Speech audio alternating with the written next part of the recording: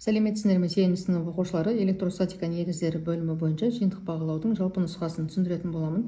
Оқушылар қажет болса каналымда бірнеше нұсқалары және осы физика пәнінен бөлек алгебра және геометрия пәндерінің БЖБ және ТЖБ талдау сабақтары бар каналға өтіп, қажетті сабақтарды қарасаңдар болады.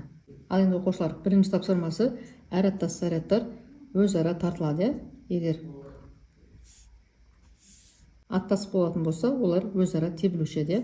Енді келесі екінші тапсырмасы эбонит таяқшаны жібекке үйкегенде 5 көбейтілген 10 дәрежесі электрон пайда болады. Таяқшаның электр зарядын есептеңіз.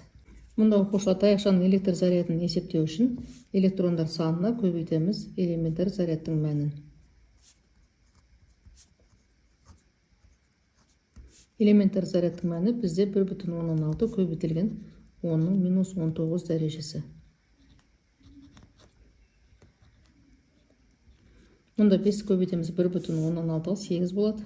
Көбейту 10 дәрежесі 10-19 дәрежесі арасында көбейту дәрежелері қосылады, бірақ таңбаға мән береміз, сонда 10-9 дәрежесі кулон болады.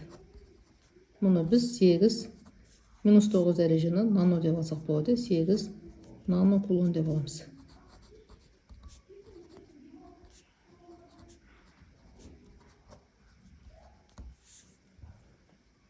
Келесі тапсырмасы суретте әрқайсысы зарядтары 10 нанокулон бір-бірінен 3 см қашықта орналасқан екі бірдей нүктелік зарядтар берілген. Мұнда суретке қараймыз. А тапсырмасы зарядтар қалай әрекеттеседі. Оқушылар зарядтың екеуінде таңбасы плюс болғандықтан олар бір-бірінен тебіледі. Ал бұл тапсырмасы кулон күшін есептеңіз. Оқушылар ең алдымен ХБЖ-ға келтіреміз. 10 көбейтілген нанода -9 дәреже бар. -9 дәреже кулон болады. 3 см. Енді А тапсырмасы бойынша олар бір-бірінен тебіледі дедік. Бұл тапсырмасы бойынша кулон күшін есептейміз.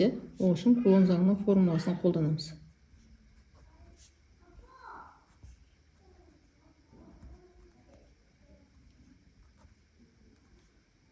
Енді орнына қояйық. К бізде 9 көбейтілген 10-9 дәрежесіне тең.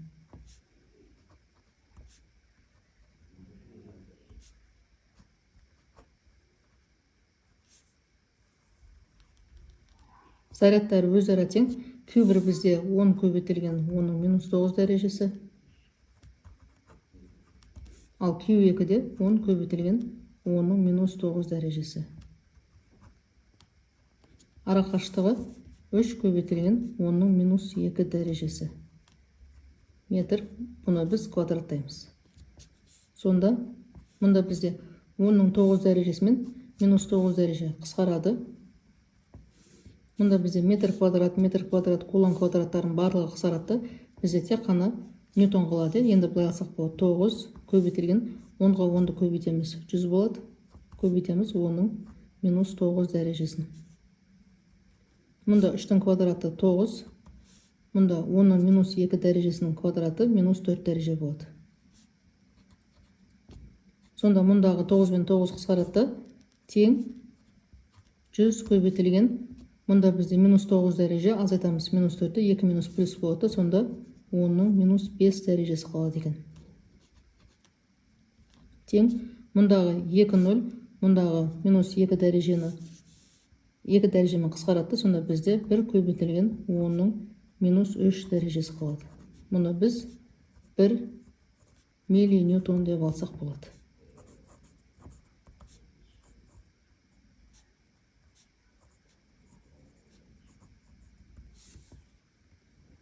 Келесі тапсырмасы суретті 0,175 миллион ньютон күш әсер ететін заряды 5 микрокулон оң зарядтың күш сызықтары көрсетілген. А тапсырмасы дұрыс тұжырымды таңдаңыз. Дұрыс тұжырым электр өрісінің күш сызықтары ешқашан қиылыспайды. Мінекей, А нұсқасы дұрыс жауап болады. Ал Б тапсырмасы электр өрісінің кернеулігін есептеңіз. Мұнда оқушылар ең алдымен ХБЖ-ға келтіреміз. 0,175 көбейтілген 10-3 дәрежесі ньютон болады. 5 көбейтілген микрода 10-6 дәрежесі болады. Енді бұл тапсырмасы бойынша біз кернеулікті есептейміз. Ол үшін күшті бөлеміз зарядқа.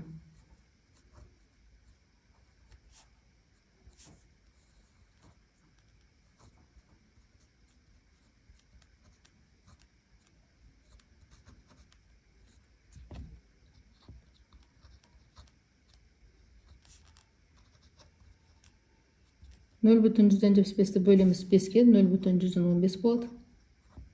Көбейту 10-ның минус 3 дәрежесі, азайтамыз 10-ның минус 6 дәрежесін 2 минус плюс болады, сонда 10-ның 3 дәрежесі болады.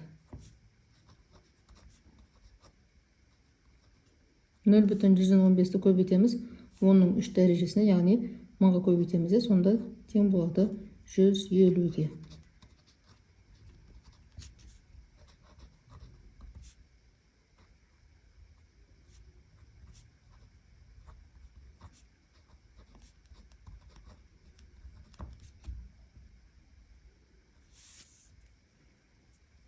Соңғы тапсырмасы конденсатордың сыйымдылығы қалай анықталады? Конденсатордың сыйымдылығын табу үшін диэлектрлік өтімділікті көбейтеміз. Электр тұрақтысына көбейтеміз. Пластиналардың ауданына бөлеміз осы пластиналардың ара қашықтығына. Оқушылар түсінбеген сұрақтарың болса, пікірге жазып қалдырсаңдар болады. Сау болыңдар.